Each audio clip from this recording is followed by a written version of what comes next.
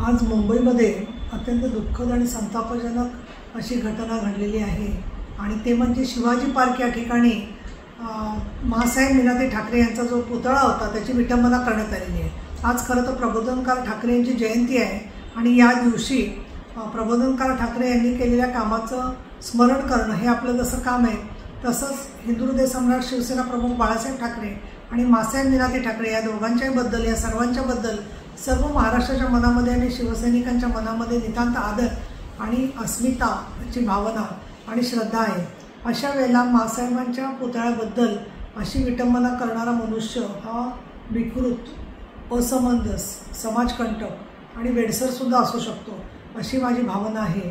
मी या झालेल्या घटनेचा निषेध करते, परंतु श्री देवेंद्र भारती मुंबईचे CP यांच्याशी मी बोललेली आहे आणि त्याच्यामध्ये पोलिसांच्या 3 टीम त्यांनी तयार केलेल्या असून त्याचबरोबर त्यांनी एक BNS मधला 298 कलमानुसार त्याबद्दलचा तपाससुद्धा सुरू केलेला आहे। यातल्या आरोपींपर्यंत लवकरात लवकर सरकार जाऊन पोहोचेल याची मला खात्री आहे आणि आजच्या घडीला संयम आणि विवेक यामधून मासाहेबांनी शिकवलेलं जे भूमिका आहे त्या भूमिकेचा आदर करून आपण या विकृतांच्या हातामध्ये परत कोलीत देता कामा नये असं मला वाटतं।